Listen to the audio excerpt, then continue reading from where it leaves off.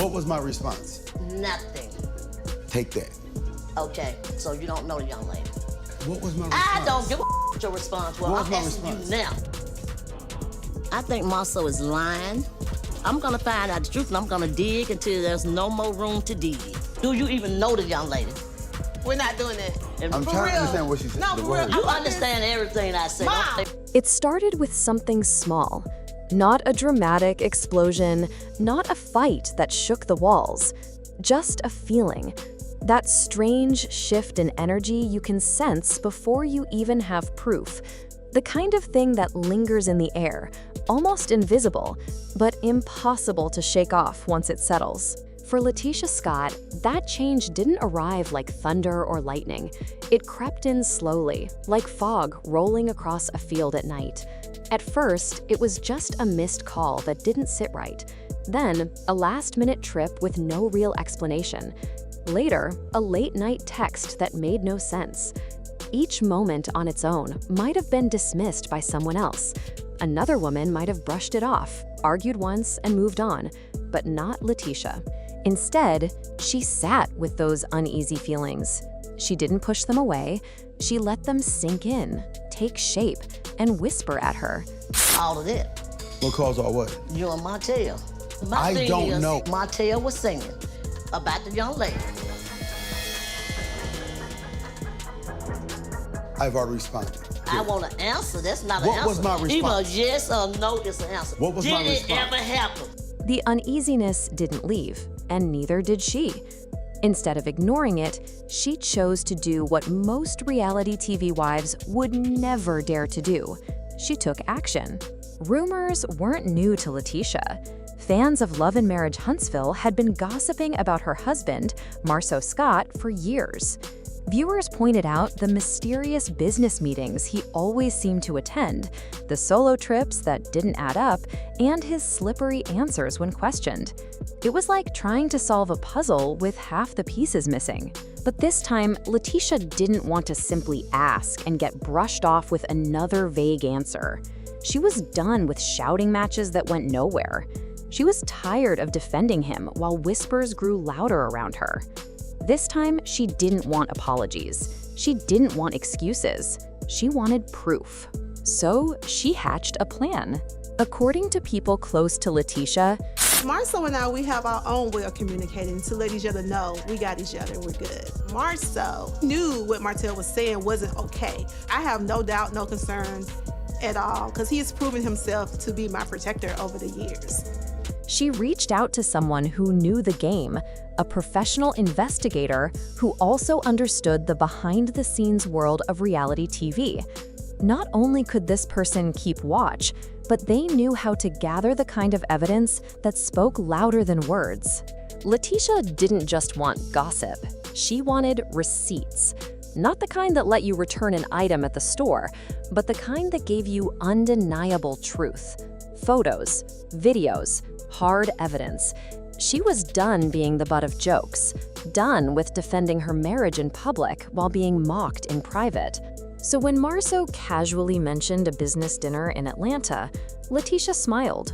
She nodded. She wished him a safe trip. But inside, she was already preparing her next move. The very next morning, LaTisha booked her own flight to Atlanta, but she wasn't traveling as Marsau's wife. She was traveling as a woman on a mission. Why you don't like Marsau? Because the way he talks to you. See, you think you're smart. See, I got you. No. Here's the thing. I got you. I know you, okay? If you say something I don't like, I'm coming for you. I don't care. She didn't stay in the same hotel. Instead, she reserved a room under a fake name at a different place nearby. She disguised herself in a hoodie, oversized sunglasses, and even a wig. LaTisha had gone full spy mode. And she wasn't alone. Word spread that she had teamed up with another cast member, someone who also had doubts about Marsau. Together, they created a timeline of his movements using Instagram stories, tagged locations, and past travel patterns. With smartphones and sharp instincts, they built a map of his life. All that was left was to wait. At 9:47 p.m. on a Friday night, the moment came. Marsau walked confidently into an upscale Atlanta hotel. He looked relaxed, his phone in one hand. With the other, he gently placed his palm on the lower back of a woman dressed in black, her sunglasses on even at night, as if she wanted to avoid being recognized. It didn't look like business.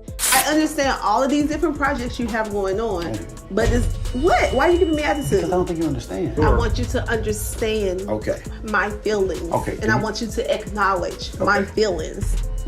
I listen to logic. If you want to communicate effectively with me, come in, sit down, and prove your point. Okay, you name all these different projects you have going on, but at the end of the day, that's still my space. That was my space. And what if it happened to you? And somebody's sitting in your chair.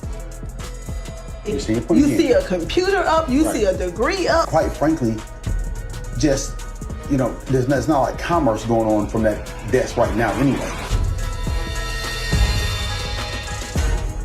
It didn't even look like a casual friendship.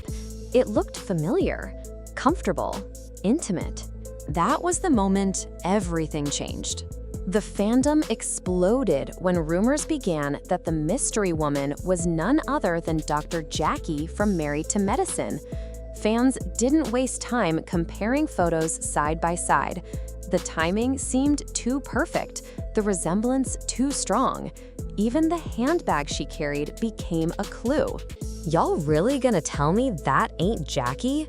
read one viral tweet, shared thousands of times. LaTisha, of course, had seen it all firsthand. But instead of posting, ranting, or even dropping hints, she stayed quiet. Silence was her strategy. She was waiting for the right moment to use what she had. When Marsau returned home, he believed he had gotten away with everything. But LaTisha was ready. She didn't yell, she didn't accuse, she didn't waste words. Like what? I don't understand. Like what? Okay. I'm sorry. gonna sure. A lot of times, Tisha hears things about Marsau she probably already know. She just don't want you to know. Because then, the more people know, the more she might have to do something about it. Almost how Melody had to do, That's why I try to keep whatever Marsau and I done in the past with women and places we've gone, things we've done, people we shared. Him after me, though. She simply pressed play on the video. For 30 long seconds, Marsau stared at the screen, his face pale, his body frozen. He looked like he had been sucker punched. Finally, he broke the silence with the oldest excuse in the book. "That's not what it looks like." LaTisha almost laughed, not because it was funny, but because it was insulting. She had watched his body language, the ease, the touch, the smiles. It was undeniable. When pressed, Marsau tried to spin another story. He claimed the woman was just a real estate contact. He claimed the fake reservation was simply part of some big business deal. But LaTisha had one question that cut through his excuses. Then why hide it? Instead of answering, Marsau grew angry. His voice rose as he turned the blame back on her. "You had someone follow me? You don't trust me enough to just talk to me?" But LaTisha didn't back down. Her voice was steady. "I did talk to you. I asked you. And you lied over and over. So I found the truth myself." It wasn't just the video that broke her. It was the betrayal, the humiliation of standing by him for years while people whispered behind her back. The fallout spread quickly. Melody Holt, who had her own rocky history with Marsau, posted a cryptic meme on Instagram. "Some people will gaslight you until they run out of lies." Everyone knew exactly who she was talking about. Fans flooded social media with comments, tagging LaTisha and calling it karma. Behind the scenes, production scrambled. If the footage leaked, it would skyrocket ratings, but legal problems loomed. Marsau hadn't consented to being filmed, and rumors swirled that he was already meeting with lawyers. Word leaked that Marsau had hired a crisis PR team. Their plan? Flip the script. Make LaTisha look paranoid, unstable, and sneaky. Paint her as the villain for setting him up. But the fans weren't buying it. Not anymore. Not when the video existed. Not when LaTisha had the receipts. The show's atmosphere shifted overnight. Cast members picked sides. Tension grew on set. Marsau's untouchable image began to crumble. Through it all, LaTisha stayed calm.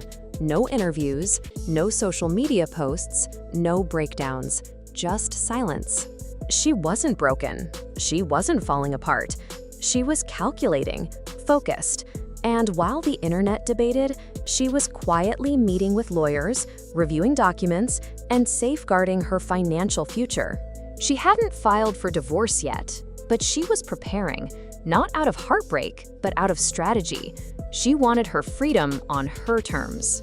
One insider put it best: she's not heartbroken, she's powerful. Meanwhile, Marsau looked like a man waiting for the end. Witnesses spotted him at their cigar lounge, pacing, checking his phone, dodging fans who whispered and snapped pictures. He knew the truth. If the footage went public, his career, his marriage, and his reputation would collapse. Reports claimed he even tried to argue the video violated his privacy, threatening legal action. But the truth was simple. If it was filmed in public and LaTisha had given her consent, his case might not hold. Social media exploded with hashtags, #Caught-Red-Handed and #TeamLaTisha. Fans dissected every old episode, rewatching his smirks, his excuses, and his behavior in a new light. Suddenly, everything he had ever said felt different. Marsau, in a desperate move, was rumored to be reaching out to big talk shows like The Breakfast Club or Tamron Hall to spin his story. His plan? Claim it was a setup. Claim the woman wasn't who people thought she was. Claim LaTisha had tricked him. But it was too late. Through it all, LaTisha didn't seek fame or attention. This wasn't about headlines. According to friends, it was about reclaiming her life, her peace, and her dignity. Loyalty means nothing if it isn't returned. One close friend quoted her saying, "She wasn't the same woman anymore." The silent wife who once defended her husband at all costs had disappeared.